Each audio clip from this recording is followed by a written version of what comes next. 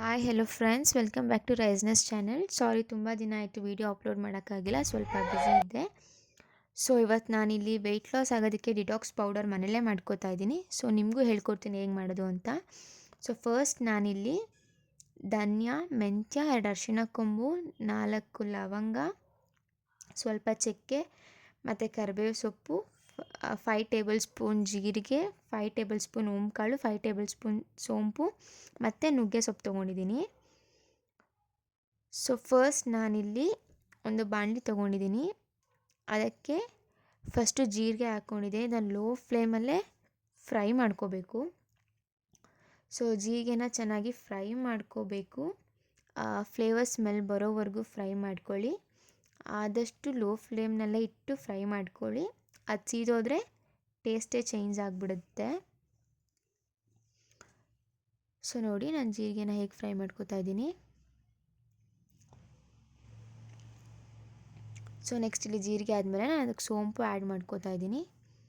ಇದನ್ನು ಕೂಡ ಫ್ರೈ ಮಾಡ್ಕೋಬೇಕು ಚೆನ್ನಾಗೆ. ಸೊ ನೆಕ್ಸ್ಟ್ ಇಲ್ಲಿ ನಾನು ಫ್ರೈ ಮಾಡ್ತಿರೋ ಎಲ್ಲ ಇಂಗ್ರೀಡಿಯೆಂಟ್ಸ್ನು ಸಪ್ರೇಟಾಗಿ ಫ್ರೈ ಆಗಿದ ತಕ್ಷಣ ಸಪ್ರೇಟಾಗಿ ಇಟ್ಕೋತಾ ಇದ್ದೀನಿ.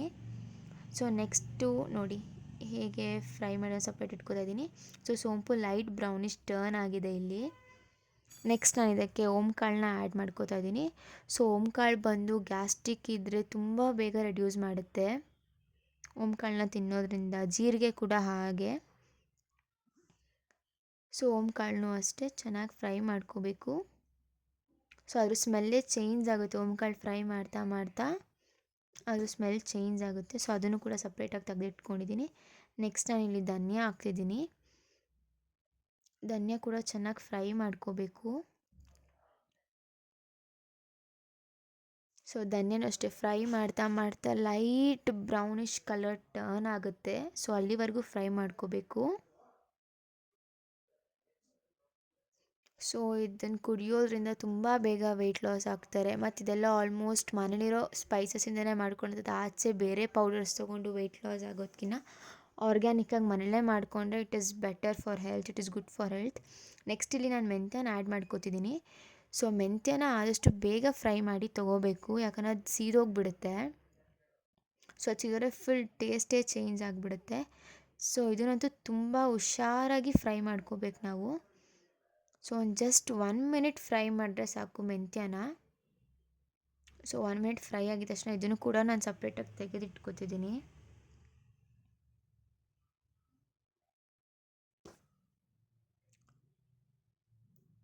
ನೆಕ್ಸ್ಟ್ ಮೆಂತ್ಯನ ಸಪ್ರೇಟ್ ತೆಗೆದಿಟ್ಕೊಂಡ್ಮೇಲೆ ನಾನಿಲ್ಲಿ ಅರಿಶಿಣ ಕೊಂಬು, ಚಕ್ಕೆ, ಲವಂಗ, ಏಲಕ್ಕಿನೆಲ್ಲ ಫ್ರೈ ಮಾಡ್ಕೋತಿದ್ದೀನಿ.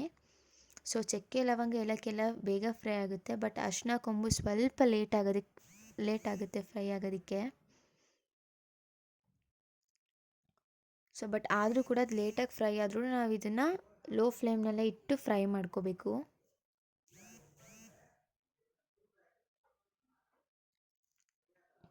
ಸೊ ಇದೆಲ್ಲ ಫ್ರೈ ಆದಮೇಲೆ ಇದನ್ನು ಕೂಲ್ ಆಗೋದಕ್ಕೆ ಬಿಡಬೇಕು.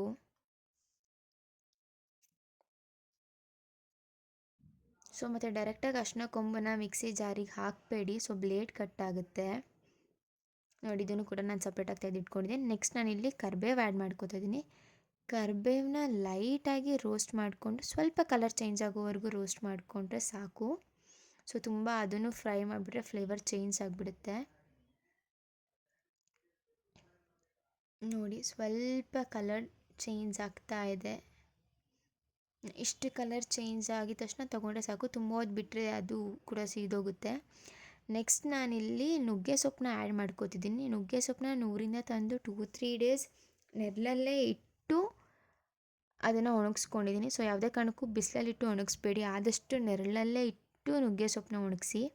ಸೊ ನುಗ್ಗೆ ಸೊಪ್ಪಿಂದ ತುಂಬ ಯೂಸಸ್ ಇದೆ. ಐರನ್ ಕಂಟೆಂಟ್ ಇನ್ಕ್ರೀಸ್ ಮಾಡುತ್ತೆ, ಹೇರ್ ಫಾಲ್ ಕಮ್ಮಿ ಆಗುತ್ತೆ. ನೋಡಿ, ಇಷ್ಟು ಆಲ್ರೆಡಿ ಒಣಗಿರುತ್ತಲ್ವ. ಸೊ ಸ್ವಲ್ಪ ಡ್ರೈ ರೋಸ್ಟ್ ಮಾಡಿಕೊಂಡ್ರೆ ಸಾಕಾಗುತ್ತೆ. ಇದನ್ನು ಕೂಡ ಸಪ್ರೇಟಾಗಿ ತೆಗೆದಿಟ್ಕೋತಿದ್ದೀನಿ ನಾನಿಲ್ಲಿ. ಇದೆಲ್ಲ ಇಂಗ್ರೀಡಿಯೆಂಟ್ಸು ಫ್ರೈ ಆದಮೇಲೆ ಸಪ್ರೇಟಾಗಿ ತೆಗೆದಿಟ್ಕೊಂಡು ಅದು ಕೂಲ್ ಆಗೋದಕ್ಕೆ ಬಿಡಬೇಕು. ಸೊ ಬಿಸಿ ಇದ್ದಾಗಲೇ ರುಬ್ಬಿದ್ರೆ ಅದು ಫುಲ್ ಪೌಡರ್ ಫಾರ್ಮಲ್ಲಿ ಆಗೋಲ್ಲ, ಸ್ವಲ್ಪ ಸ್ಟಿಕ್ಕಿ ಆಗಿಬಿಡುತ್ತೆ.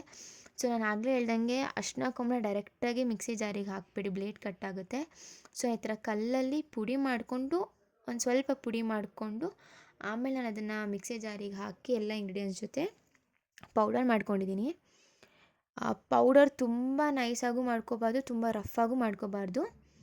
ಒಂದು ಮೀಡಿಯಮ್ ಕನ್ಸಿಸ್ಟೆನ್ಸಿ ಇರೋ ಥರ ಮಾಡ್ಕೋಬೇಕು. ನೋಡಿ ಇಲ್ಲಿ ಹೇಗೆ ಪೌಡರ್ ಮಾಡ್ಕೊಂಡಿದ್ದೀನಿ ನಾನು.